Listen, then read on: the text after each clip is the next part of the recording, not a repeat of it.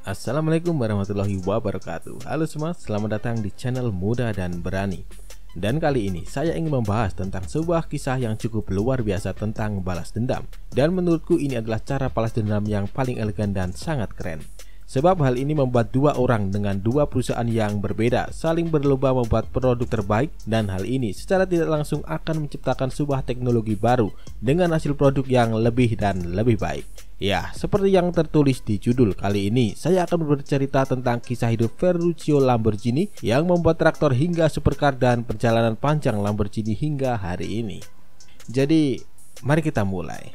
Pertama, mari kita mulai dengan membahas kisah hidup Ferruccio Lamborghini, sang pendiri Lamborghini. Paman Ferruccio Lamborghini adalah pria Italia yang lahir pada tanggal 28 April tahun 1916.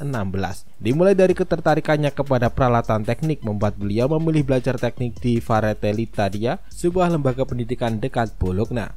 Kemudian waktu pun berlalu dan singkat cerita pada sekitar tahun 1940-an beliau ini akhirnya direkrut oleh Angkatan Udara Italia dan diberi jabatan sebagai montir di pulau wilayah Rhodes. Kemudian di tahun 1944 beliau dijadikan tawanan oleh Inggris dan membuatnya bekerja untuk Departemen Otomotif Inggris. Dan ternyata hal ini malah membuat beliau banyak belajar hal tentang otomotif. Dan setelah perang usai beliau pun kembali ke kampung halamannya, dan setelah melihat banyaknya sampah besi bekas perang dunia yang kurang terpakai, akhirnya dengan sentuhan ajaibnya beliau pun menyulap rongsokan tersebut menjadi sebuah traktor, dan sontak produknya ini pun sangat diminati oleh para petani, dan hal ini membuatnya dengan cepat menjadi produsen traktor terkemuka di Italia.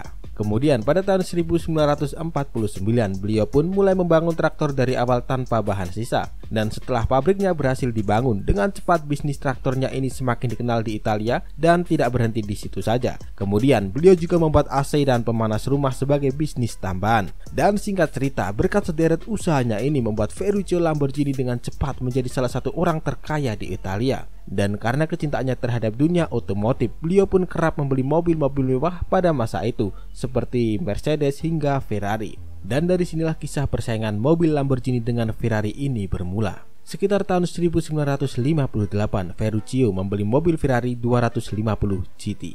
Tapi sayangnya Ferruccio merasa ada yang kurang pas dengan mobil Ferrarinya ini. Karena konsumen adalah raja, maka Ferruccio pun berniat menemui Enzo Ferrari, sang pemilik perusahaan, untuk menyampaikan keluhannya ini. Tapi sayangnya Enzo menolak untuk menemui Ferruccio, dan hal ini membuat Ferruccio sangat kecewa dan bahkan seperti yang diceritakan dalam berbagai artikel, entah benar atau hoax.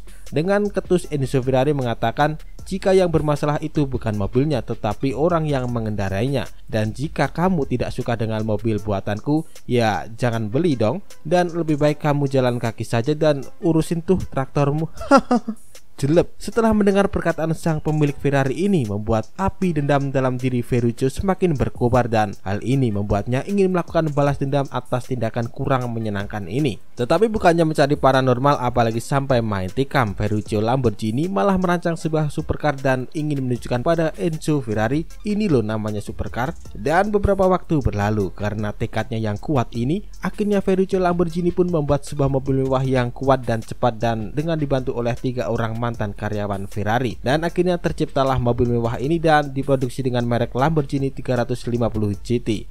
Dan mobil ini melakukan debut perdana di hadapan publik pada tahun 1963. Dan di luar dugaan, mobil ini menuai respon positif di pasaran, dan dengan cepat Lamborghini pun semakin berkembang dan menciptakan mobil-mobil mewah lainnya.